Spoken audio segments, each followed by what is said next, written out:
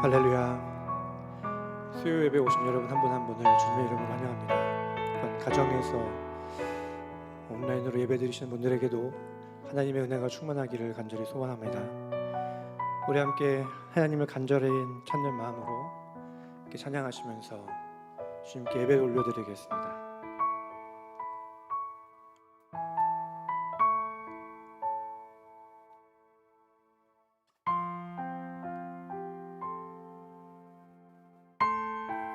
우리의 고백에 담긴 찬양을 하나님께 올려드리기 원합니다.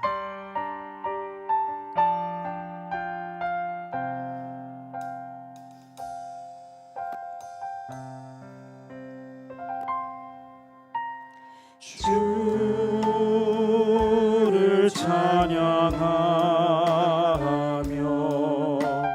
나 이제 고백하는 말 주를 사랑합니다. 나의 모든 것 되신 주님께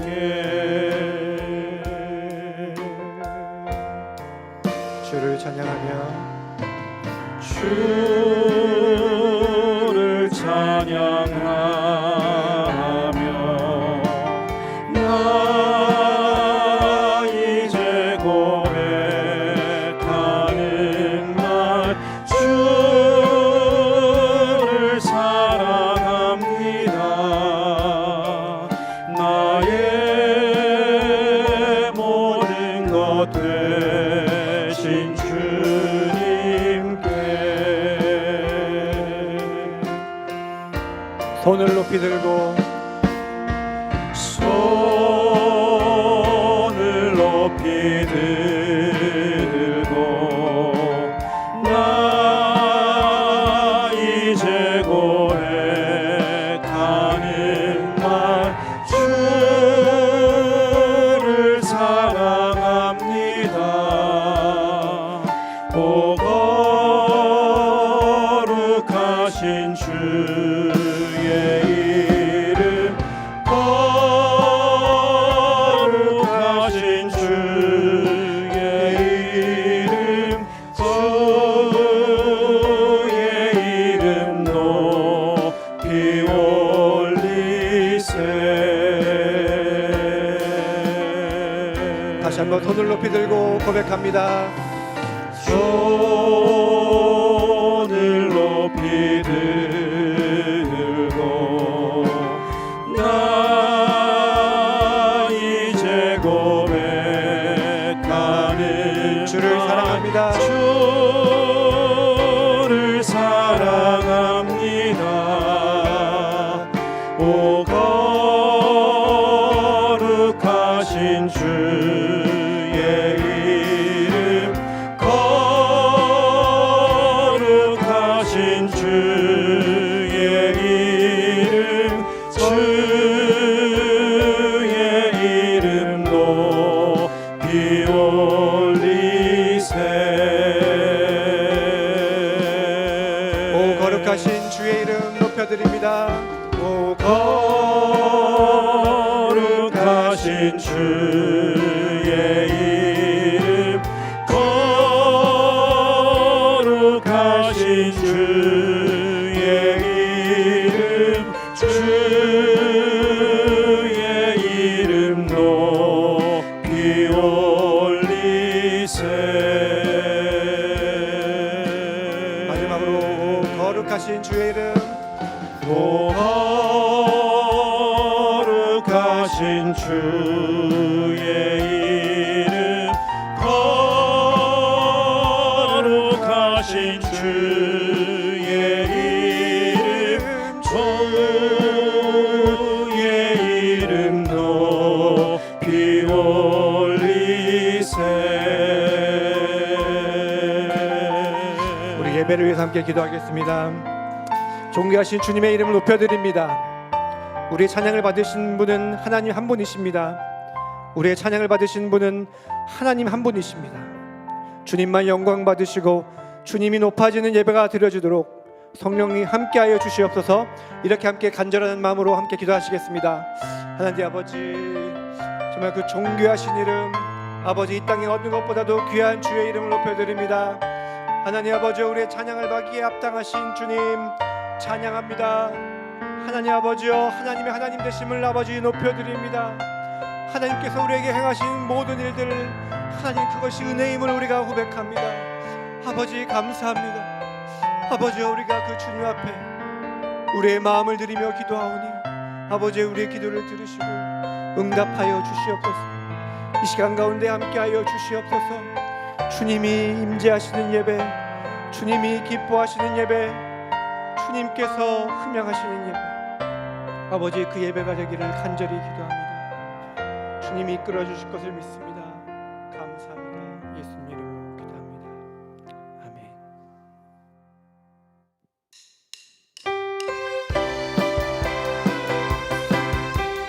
우리 승리하신 하나님을 찬양하며 함께 영광 돌리겠습니다.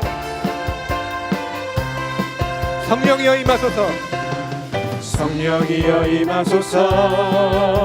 메마른 나의 심령 위에 주님의 은혜에 담비 내려 나는 꽉 적셔 주옵소서.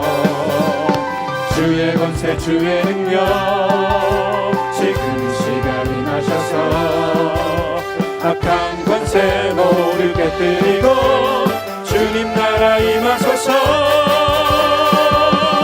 영광 할렐루야. 예수의 그 피가 내게 승리 주네 구원이 되시네. 영광 할렐루야. 예수의 이름이 능력되네 소망이 되시네. 다시 한번 선포할까요? 성령이여 임하소서. 성령이여 임하소서.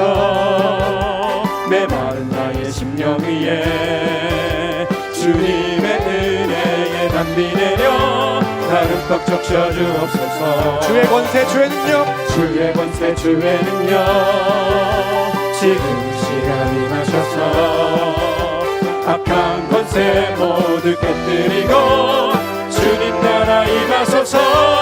할렐루야. 영광 할렐루야. 예수의 그 피가 내게 승리 주네 구원이 되시네. 영광 할렐루야. 예수의 이름이 능력되네 소망이 되시네. 영광 할렐루야. 영광 할렐루야.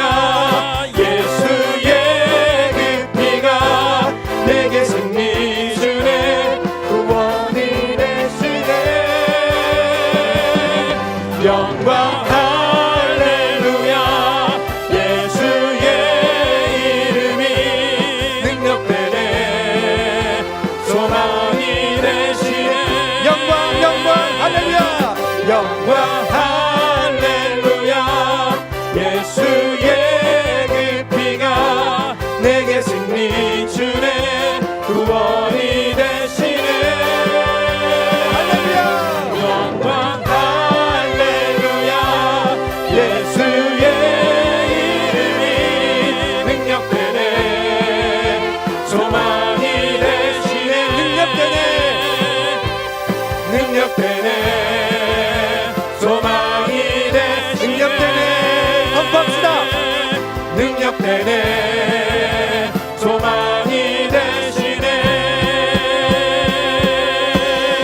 할렐루야. 우리 주님께서 승리하셨습니다. 아멘.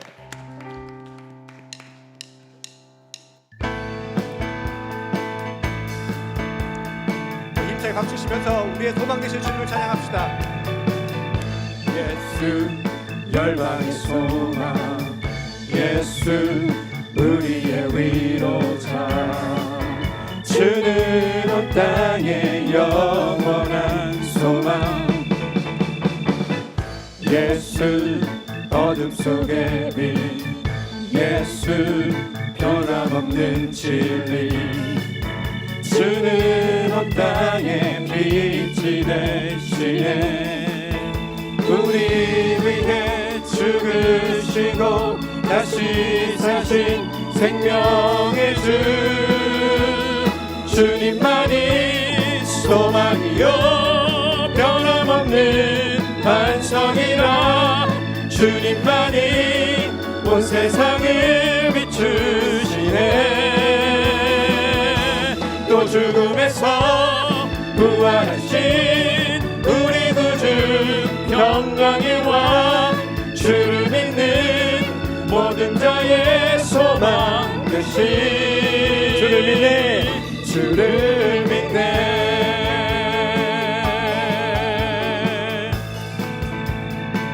예수 열방의 소망 예수 열방의 소망 예수 우리의 위로자 주는 온 땅의 영원한 소망 예수 어둠 속에 빛 예수 변함없는 진리 주는 온 땅에 빛이 되시네 우리 위해 죽으시고 다시 사신 생명 우리 위해 죽으시고 우리 위해 죽으시고 다시 사신 생명 우리를 위해 죽으시고 우리 위해 죽으시고 다시 사신 생명의 주 주님만이 소망이요 주님만이 소망이요 변함없는 반성이라 주님만이 온 세상을 비추시네 또 죽음에서 부활하신 우리 구주 평강의 왕 주를 믿는 모든 자의 소망 되신 주님만이 소망이요 주님만이 소망이요 변함없는 반성이라 주님만이 온 세상을 비추시네 또 죽음에서 부활하신 우리 구주 평강의 왕 주를 믿는 모든 자의 소망 되신 주를 믿네 주를 믿네 주를 믿네 주를 믿네 주를 믿네 주를 믿네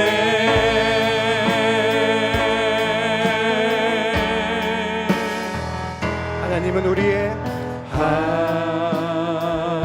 하나님은 우리의 피난처가 되시며 환난 중에 우리의 힘과 도움이시라 하나님 우리의 피난처가 되시며 하나님은 우리의 피난처가 되시며 환난 중에 우리의 힘과 도움이시라 너희는 가만히 있어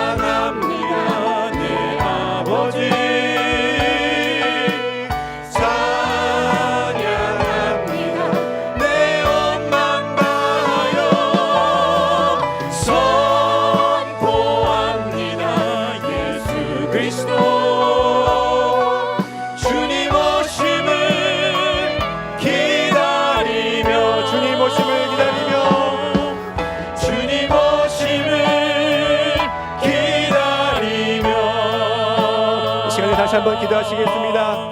세상에 살면서 여러 가지 문제들을 부딪히게 됩니다. 그때마다 우리의 선한 목자 되신 주님을 온전히 의지하게 하여 주시옵소서. 우리를 쉴만한 물가와 푸른 풀밭으로 인도하여 주시는 주님을 믿습니다. 사망의 음침한 골짜기라도 주님이 우리와 함께 하시고 지키심을 믿으며 한 걸음 한 걸음 나아가오니 주여 우리와 함께하여 주시옵소서. 이렇게 함께 기도하시겠습니다. 하나님 아버지, 우리들이 기도합니다. 아버지, 우리와 함께하여 주시옵소서. 우리의 선한 목자 되어 주신 주님은 아버지 우리가 온전히 의지합니다. 오 아버지, 이 시간 가운데 우리의 목자 되어 주시옵소서. 우리의 어려움 가운데서, 우리의 고난 가운데서 주님을 바라보게 하여 주시옵소서. 아버지, 우리의 주님만이 우리의 소망이 되시며 우리의 능력이 되시며 우리의 구원이 되심을 고백합니다. 아버지 사랑합니다. 아버지 고백합니다. 감사합니다. 모든 만물의 창조주 하나님, 이 세상을 바라보고 우리 자신을 바라볼 때에 두려움과 절망뿐입니다. 여리고 성 앞에 서 있는 여호수아는 그 높이 솟은 성을 바라보지 않고 그 성보다 더 큰 하나님을 바라보았습니다. 아멘. 주님. 우리가 주님을 온전히 믿고 의지할 수 있는 믿음을 주시기를 기도합니다. 아멘. 주님을 머리로 아는 것에서 그치지 않게 하시고 전능하신 하나님을 온전히 믿게 하여 주시옵소서. 아멘. 그리하여 내가 주님 안에 거하고 주님이 내 안에 거해 많은 삶의 열매를 맺고 감사가 넘치게 하시기를 기도합니다. 아멘. 주님 말씀을 전하실 김인철 목사님과 함께 하여 주시옵소서. 아멘. 예레미야가 하나님의 말씀을 선포하였듯 하나님의 말씀이 목사님을 통하여 온전히 전해지기를 기도합니다. 아멘. 그 말씀을 듣는 우리들에게는 마음의 찔림과 회개와 새로워지는 역사가 일어나기를 간절히 기도합니다. 아멘. 우리의 소망 되신 예수님의 이름으로 간절히 기도하였습니다. 아멘.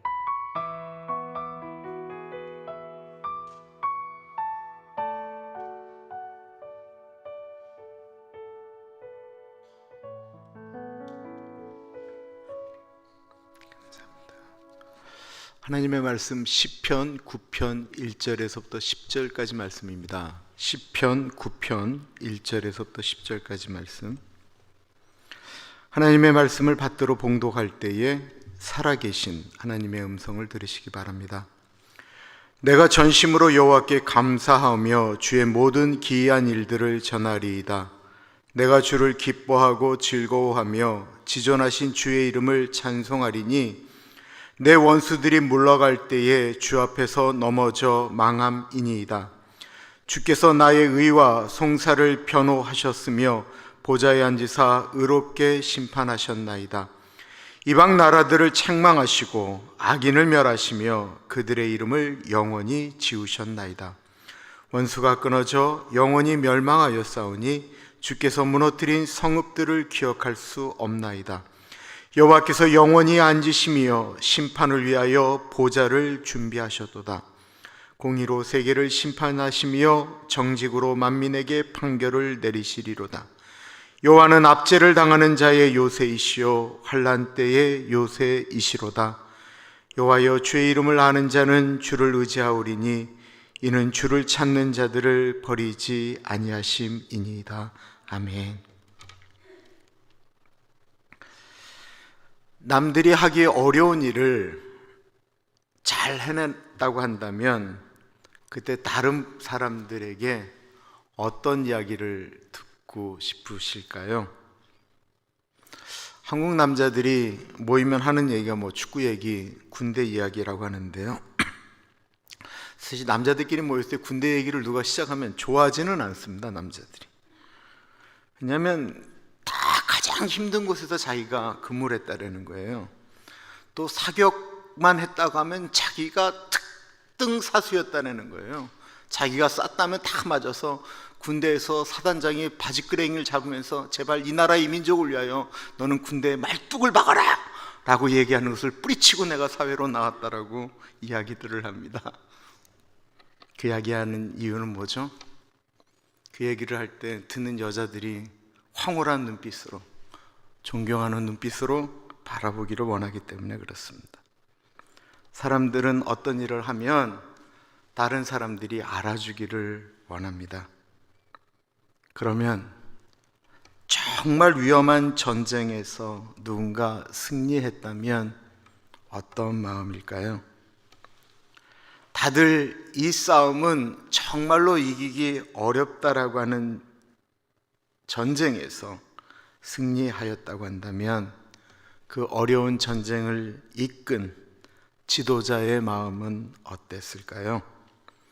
보통 우리가 읽은 이 시편 9편은 전쟁 후 승리한 다윗의 고백이라고 해석을 합니다. 이 시가 전쟁에 승리한 후의 시라고 하는 근거가 3절, 5절, 6절에 나오는데요. 한 번씩 읽어볼게요. 내 원수들이 물러갈 때에 주 앞에서 넘어져 망함이니이다. 이방 나라들을 책망하시고 악인을 멸하시며 그들의 이름을 영원히 지우셨나이다. 원수가 끊어져 영원히 멸망하였사오니 주께서 무너뜨린 성읍들을 기억할 수 없나이다. 치열한 전쟁이 승리로 끝이 나서 다윗과 군사들이 승전가를 부르며 돌아옵니다. 다윗의 군사들을 수백만 백성들이 나와서 소리를 지르며 환영하고 있습니다. 다윗 왕 만세, 이스라엘 만세, 이스라엘 군대 만세, 다윗 왕 만만세. 마치 우리가 무엇인가를 잘했을 때 참 잘했다, 너무 훌륭했다라고 말을 듣는 것과 마찬가지입니다. 그 소리가 귀에 안 들린다면 그것은 이 땅의 사람이 아닐 수도 있습니다. 사람에게는 누구나 사람에게 칭찬받고 싶은 욕구가 있습니다. 요리를 한 분은 그 요리를 먹는 분들이 참 맛있다라는 소리를 듣고 싶습니다. 그 얘기를 듣고 싶은 걸 마귀의 유혹이라고 이야기하면 안 됩니다. 그렇게 얘기하면 안 되는 거예요. 그것은 사람의 자연스러운 요구입니다. 저희 집사람이 잘하는 게 하나 있어요. 수요 예배 끝나고 차를 타고 이제 집으로 갈 때는 황홀한 눈빛으로 저를 바라보면서 누구는 몰라도 저는 당신의 설교에 진짜 은혜 받았어요, 뭐 이런 얘기를 해요. 그러면서 꼭 얘기하는 게 있죠. 내 반주는 어땠어? 다윗에게도 그런 소리가 들립니다. 그 소리에 기분이 좋아야 할 때 다윗은 환호를 지르는 그 사람들과 또 자기를 바라보는 아내와 자식들 외에 이 다윗의 눈에 또 다른 한 분이 보이는 거예요. 남들이 보지 못하는 한 분, 바로 하나님이었습니다.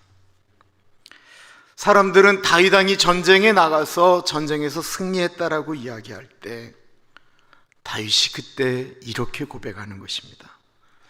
하나님 아버지, 당신이 하셨습니다. 1절을 보십시오. 내가 전심으로 여호와께 감사하오며 주의 모든 기이한 일들을 전하리이다. 내가 전심으로, 전심이라고 하는 것은 온전할 전자, 마음 심자잖아요. 그러니까 내 온 마음을 다해서 하나님께 감사한다라고 이야기하고 있습니다. 하나님, 당신이 하셨습니다라고 하는 것이 그냥 입 바른 소리, 우리가 뭐 한다면 그냥 하나님 영광 받으십시오, 하나님 하십시오, 물론 이렇게 이야기할 수 있는데 이 다윗이 고백하는 그거는 그냥 입술의 고백이 아니고 이 마음속에서부터 올라오는 전심으로, 내 마음에서부터 진짜로 그렇게 생각하면서 하나님께 지금 고백하고 있다라고 하는 것입니다. 근데 무엇을 감사하냐고 하면 하나님이 하신 기이한 일들이라고 이야기하고 있습니다. 기이하다라고 하는 건 기적이라고 할 때 기자예요. 이 자는 이상하다라는 거예요. 이게 이상한 기적이라는 거예요. 우리의 사람의 이성이나 사람의 생각이나 사람의 판단이나 사람의 계산으로서는 되어질 수 없는 그 뛰어넘는 일을 하신 하나님을 찬양한다라고 고백하고 있습니다. 사실 전쟁에서 이기는 방법은 무기가 좋거나 또한 그 지휘관이 전술을 잘 짜거나 숫자가 더 많으면 전쟁은 이길 수밖에 없습니다. 숫자가 많고 무기가 뛰어나고 해서 이기면 그는 그냥 자연스러운 거예요. 더군다나 싸움을 잘하는 사람이 나가서 이기면 그 싸움에서 이기는 것은 당연한 거지 그것은 기이하다라고 이야기하지 않는 것입니다. 특히 다윗은 왕이 된 다음에 전쟁에 나가서 졌다라고 하는 이야기가 없어요. 여러분들 성경을 보시면 다윗은 전쟁에 나가서 져본 적이 단 한 번도 없어요. 그가 아들에게 쫓겨나기도 했지만 전쟁에 나가서는 다윗은 져본 적이 없었습니다. 그러면 이스라엘 백성은 다윗이 전쟁에 나가면 늘 이기는 거라고 생각하는 거예요. 당연히 이기는 거예요. 다윗이 지는 게 이상한 거예요. 당연하게 사람들이 여기는 것. 그런데 다윗은 당연하게 이기는 그 전쟁에서 승리하고 올 때 내가 전쟁에서 이긴 거는 내 상식이나 내 이성이나 내 능력을 뛰어넘는 하나님의 기이한 일이었다라고 고백하고 있는 것입니다.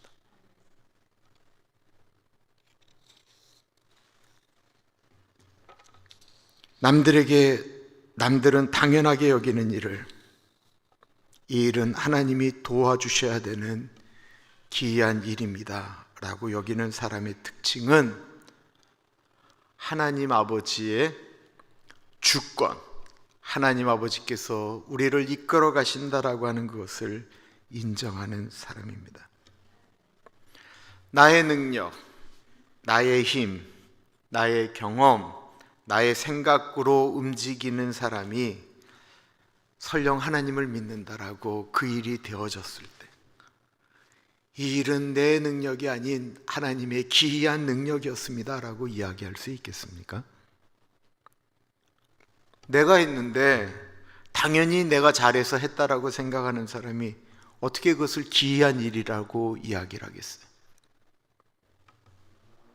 이 차이가 다윗과 그의 아들 솔로몬의 차이였습니다. 솔로몬은요, 내가 잘해서 나라가 잘 된다라고 생각을 했어요. 그래서 모두 자기의 지혜로 나라를 이끌어 갔어요. 주변에 있는 나라들과 싸우지 않고도 나라를 잘 키워나가려니까 계속해서 결혼을 하는 거예요. 모압 공주하고 결혼하고, 암몬 공주하고 결혼하고, 블레셋 공주하고 결혼하고, 이집트 여자하고 결혼하고, 계속해서 결혼하는 거예요. 다른 나라들하고 다 괜찮은 것 같은데 그것 때문에 나라가 어려워졌다라는 것입니다. 자신의 힘으로 했다라고 하니까 힘든 거예요. 근데 다윗은 철저하게 하나님이 하셨다라고 고백하고 있습니다. 이집트에서 국무총리를 했던 이스라엘 사람이 하나 있었죠. 누구입니까? 요셉이죠. 얼마나 영민한 사람이에요? 얼마나 지혜로운 사람입니까? 오늘날로 말하면 이 미국의 노예로 왔던 분이 국무총리가 된 것과 똑같은 거 아니겠어요? 자기 자신이 노력하고 애써서 그 자리에 올라갔다고 얼마나 뻐길 수 있겠습니까? 창세기 45장에 자신을 팔았던 형들을 수십 년 만에 만나는 장면이 나옵니다. 형들의 생각에는 자신들이 팔아버린 그 요셉은 노예로 살다가 비참하게 죽거나 아직도 노예로 살면서 자신들은 그 요셉을 만나지 않을 줄 알았는데 그 요셉이 자신들은 상상할 수도 없는 나라 이집트의 국무총리가 돼서 자신들을 지금 만나고 있다고 생각하니 얼마나 무서웠겠어요. 벌벌벌 떨고 있는 형들을 보면서 요셉이 내가 당신들 때문에 얼마나 고생했는 줄 아느냐고, 내가 죽을 고생을 다 했노라고, 그러나 내가 이를 악물고 이를 갈면서 오늘 이 자리까지 올라왔노라고 라고 이야기하지 않고요, 요셉이 형들에게 하나님이 하셨습니다 라고 이야기하는데, 그냥 하나님이 나를 여기까지 올렸다라고 이야기하는 것이 아니고, 내가 한 것이 아니기 때문에 당신들에게 할 말도 없다라고 이야기하는 거예요. 창세기 45장 4절부터 보겠습니다. 요셉이 형들에게 이르되 내게로 가까이 오소서. 그들이 가까이 가니 이르되 나는 당신들의 아우 요셉이니 당신들이 애굽의 판자라. 당신들이 나를 이곳에 팔았다라고 해서 근심하지 마소서, 한탄하지 마소서. 하나님이 생명을 구원하시려고 나를 당신들보다 먼저 보내셨나이다. 이 땅에 2년 동안 흉년이 들었으나 아직 5년은 밭갈이도 못하고 추수도 못할지라.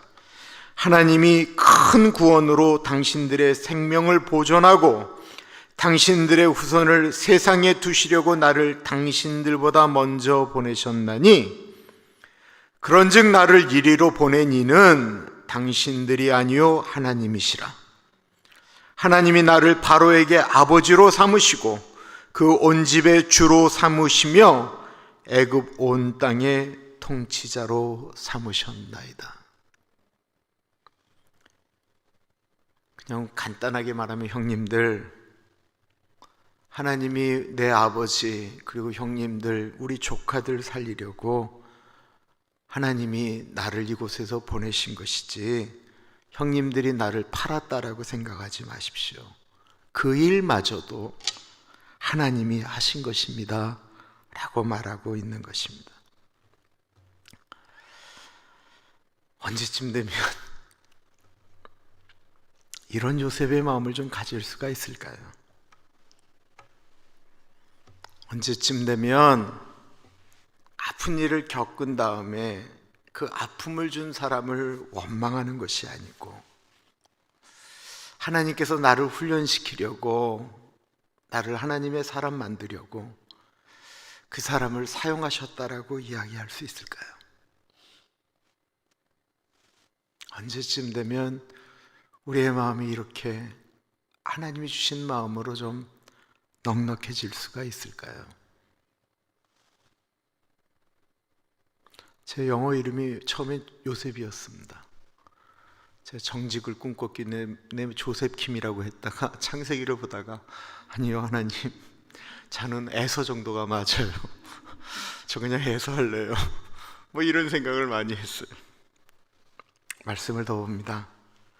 다윗이 전쟁에서 승리했습니다. 적들을 물리쳤습니다. 그런데 뭐라고 고백하고 있는지 보십시오. 2절과 3절이에요.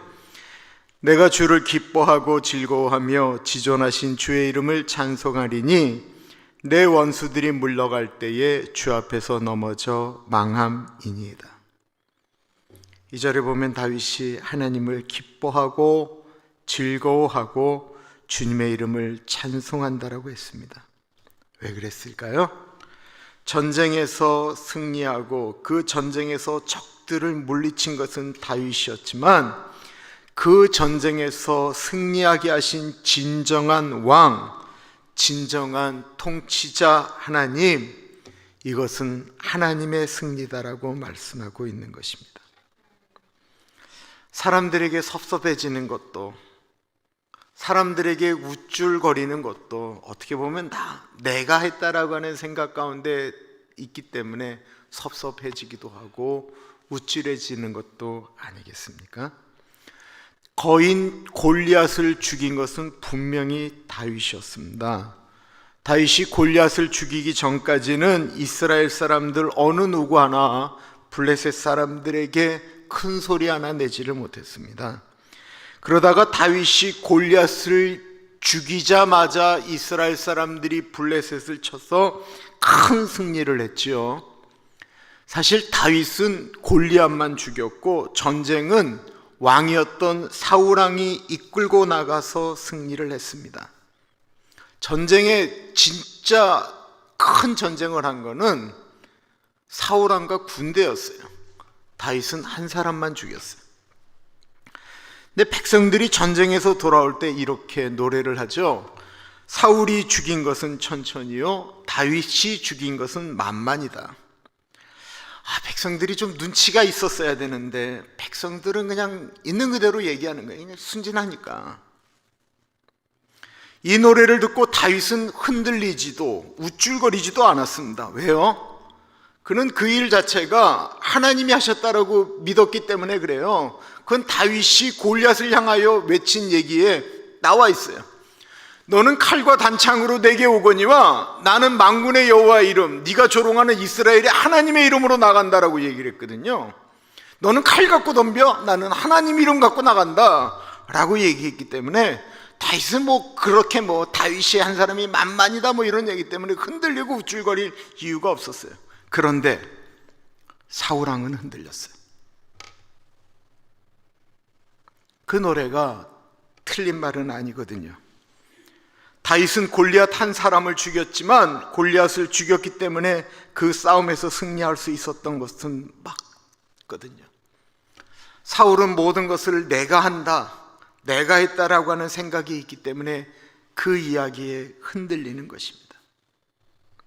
내가 더 잘했어야 되는데 라고 생각하니까 아픈 것입니다. 내가 한다라는 말에 뭐가 나타나냐면 늘 비교가 나타납니다.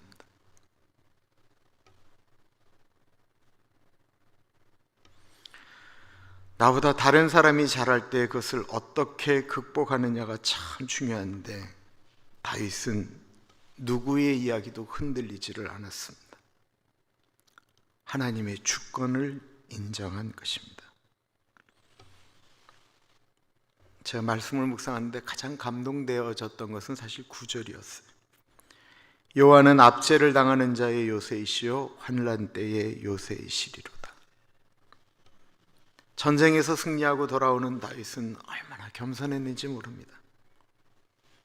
자신이 이기고 돌아와서 그 즐거움을 만끽할 만한데 여호와는 압제를 당하는 자의 요새이시요 환난 때의 요새이시로다. 다윗은 그 와중에도 자신이 가장 밑바닥으로 떨어졌을 때, 자신이 장인인 사울왕의 시기 때문에 도망을 갈 때, 블레셋 왕 앞에서 미친 척을 해야만 살 수 있을 때, 아둘람 캄캄한 굴에 갇혀 있을 때 하나님을 기여하며 하나님은 내가 환난 당할 때에 요새이십니다 라고 고백하고 있는 것입니다. 잘 될 때, 힘들었던 때, 그때 같이 하셨던 하나님을 기억하고 있는 것입니다. 다윗은 자신을 낮출수록 높이시는 하나님을 경험하였습니다. 경험을 통하여 하나님을 안 것입니다. 여기서 하나님을 안다라고 하는 것이 얼마나 중요한 이야기입니까? 10절을 보십시오. 여호와여 주의 이름을 아는 자는 주를 의지하오리니 이는 주를 찾는 자들을 버리지 아니하심이니이다. 주의 이름을 아는 자, 우리 목회자들이 참 많이 쓰는 히브리어입니다. 이 알다라고 하는 것, 아는 자 할 때 이 안다 라고 하는 히브리어가 야다라고 하는 말을 쓰거든요. 야다, 이게 알다라고 하는 뜻인데 이건 그냥 아는 게 아니에요. 체험해서 아는 것을 의미하는 것입니다. 제가 허리가 아프기 전에는 허리가 아프시다는 어른들의 말씀을 얼마나 아프세요? 얼마나 힘드세요? 라고 제가 여쭐 수는 있었지만 허리가 아프다라고 하는 것이 뭔지를 잘 몰랐어요. 제가 안 아프니까 허리가 아프면 어떤지 잘 몰랐어요. 그런데 제가 허리가 아파 보니까 허리가 아픈 게 얼마나 힘든 건 줄을 알겠더라고요.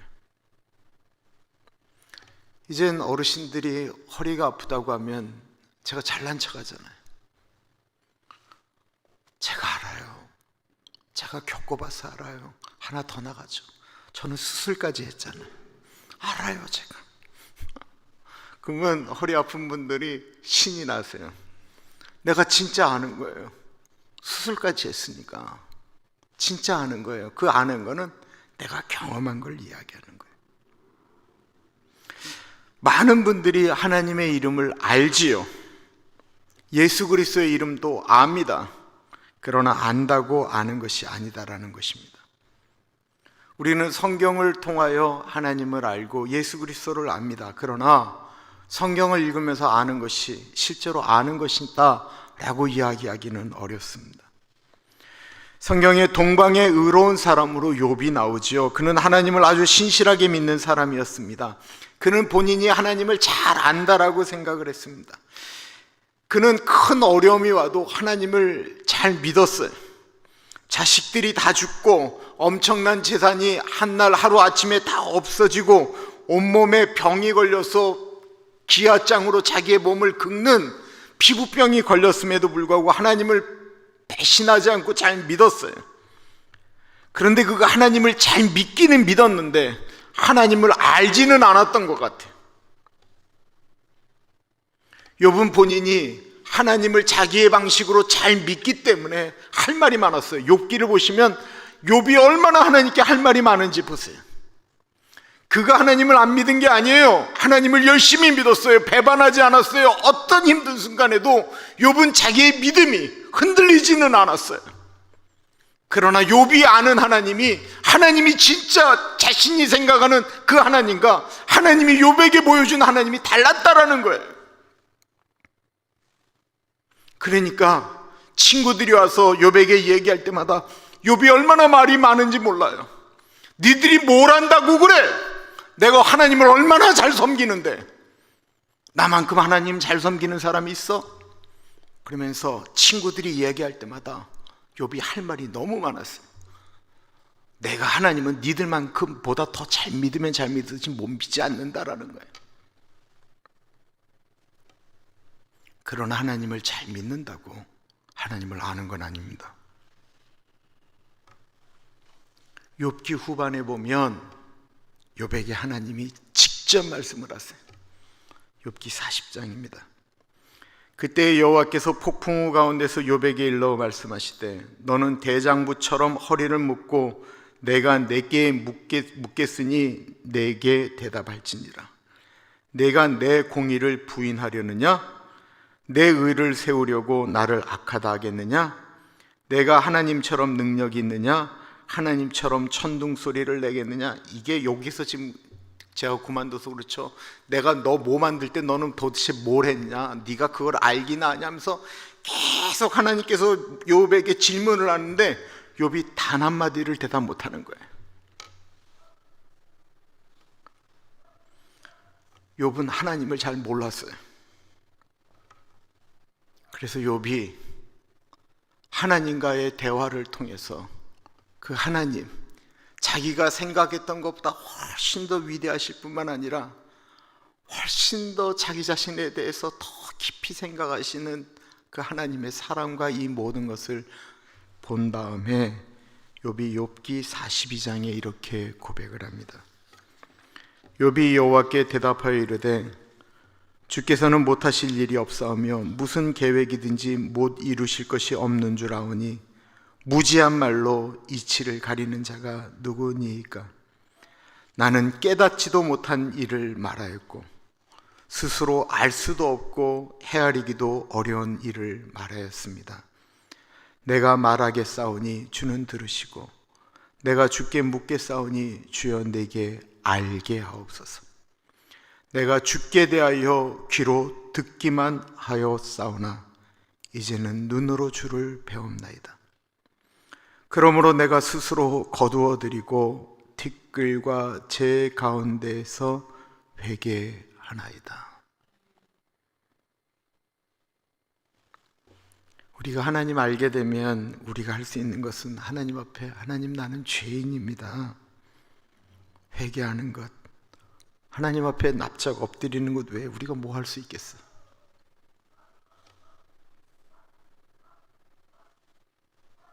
우리는 정말 하나님을 알고 있습니까? 다시 한번 10절을 보겠습니다.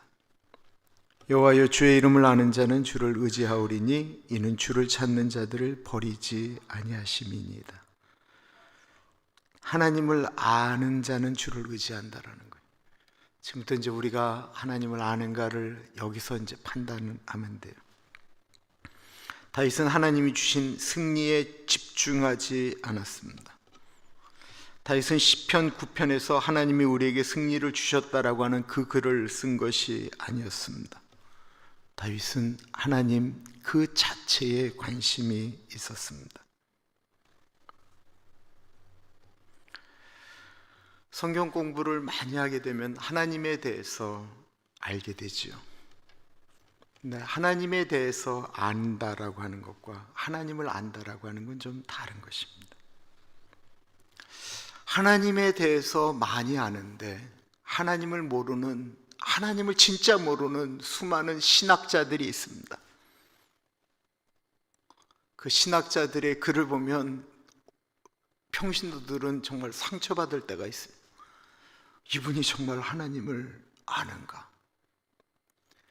예수님이 무리를 걸었다라고 하는 이야기를 도저히 인정하고 싶지 않아서 뭐라고 말씀하시냐면, 그 제자들이 예수님이 무리를 걸으셨다라고 하는 그 이야기를 부인하고도 싶지 않고 인정하고도 싶지 않으니까 뭐라고 얘기하냐면, 달빛 쏟아지는 그 밤에 예수님이 물 발목 정도 되는 해변을 이렇게 걸으시니까 제자들 눈에는 무리를 걷는 것처럼 보였다라는 거예요.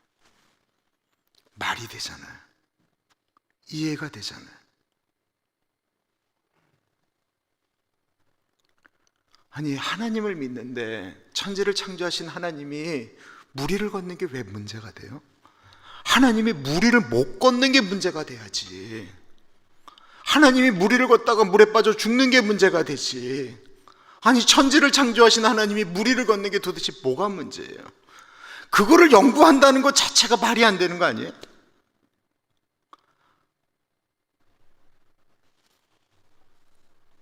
이상한 거 공부하지는 말아야 될 것 같아요.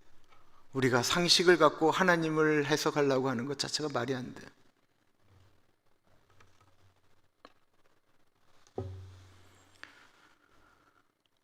시골에 있는 권사님들 중에 제가 그 시골 전도로 가면 이제 할머니들하고 같이 저 집으로 가서 이제 전도해야 된다는데, 너무 놀랍게도 권사님들 중에 진짜 글을 잘 못 읽으시는 권사님들이 계세요.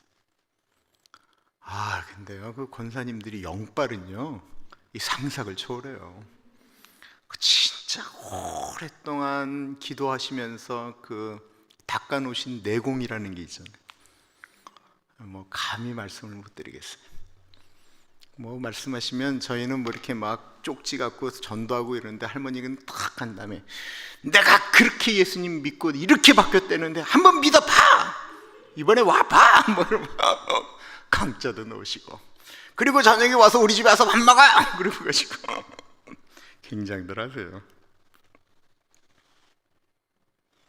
하나님에 대해서 알아서는 영생과 관련이 없게 됩니다. 골리앗이 앞에 나왔을 때 사울 왕도, 이스라엘 모든 군사들도 다 하나님에 대해서 알고 있었어요. 모르는 사람이 있었어요? 아니요, 아무도 없었어요. 하나님에 대해서는 사울 왕부터 이스라엘 모든 사람들, 지휘관들이 다 알았어요. 그리고 그들은 다 하나님을 믿었어요. 그런데 놀랍게도 하나님에 대하여 아는 그들이 하나님을 의지하지는 않았다라는 것입니다. 다윗은 하나님에 대해서 한 것이 아니고 하나님을 알았습니다. 그는 처음 전쟁에 나아가서 골리앗을 보았지만 그는 목자로 있으면서 자신을 지키시고 인도하신 하나님을 직접 안 것입니다. 그리고 그는 자신이 경험한 그 하나님이 내가 양을 칠 때의 하나님이나 골리앗 앞에 있는 하나님이나 똑같다라고 생각한 거예요. 오늘날 신앙인들은 모두 하나님을 알죠. 그러나 하나님을 안다라고 하면서 예배를 드리고 교회를 다니지만, 하나님을 알지만 하나님을 의지하지 않는 수많은 그리스도인들이 있는 이유가 바로 이것입니다.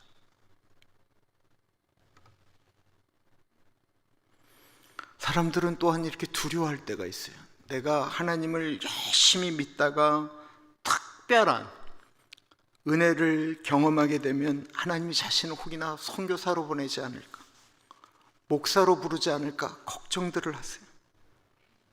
하나님에 대해서 알기는 원하지만 정말 하나님을 경험하는 것에 대해서 좀 두려워할 때가 있어요.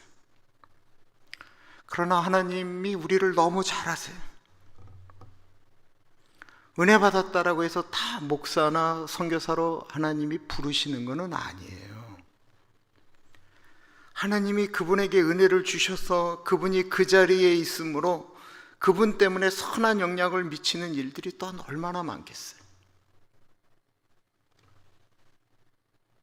다시 알다라고 하는 히브리어 야다에 대해서 여러 번 들으셨겠지만 이 단어를 정확히 아셔야 이 본문이 다 해석이 됩니다.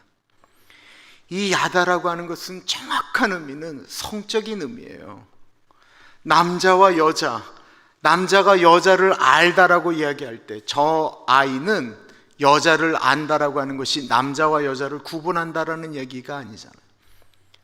부부만이 아는 은밀한 것들, 결혼 생활을 하면서 내 집사람이 나만을 아는 것, 내가 그 집사람을 아는 성적인 의미, 다른 사람들이 다 김인철의 이름을 알아도, 우리 교인들이 내 이름을 알아도 진짜 우리 집사람만 나를 아는 것, 부부 생활을 해야만 알 수 있는 그것이 이 야다라는 거예요. 그러니까 단순히 안다라고 하는 것과 완전히 다른 의미라는 것입니다.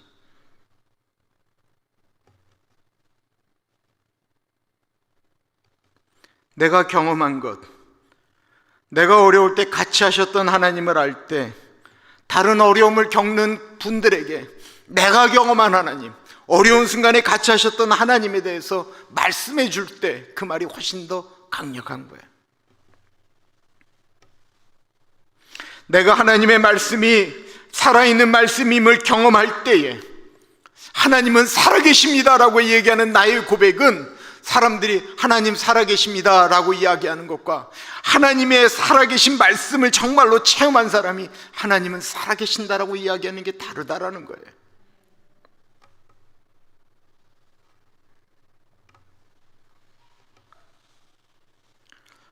오늘 우리가 말씀을 나누고 큐티를 한 다음에 그 큐티한 다음에 나누는 것이 쉐어라고 하죠. 그 큐티의 말씀으로 나에게 주어진 하나님의 말씀을 간직하고 내가 그대로 살아가면서 고백하는 그 나눔, 그게 사람들에게 감동으로 다가간다는 것입니다. 아무것도 가진 것이 없는 것 같은데, 내가 저런 일을 겪으면 미치지 않으면 안 될 것 같은데 어떻게 저렇게 견디지? 어떻게 저런 형편인데 저런 얼굴을 하고 있지? 그에게는 내가 모르는 무언가 있나 보다. 가만히 보니까 그가 하나님을 믿는 것입니다. 그 하나님을 신뢰하는 그 힘이 다른 사람을 바꾸는 힘입니다.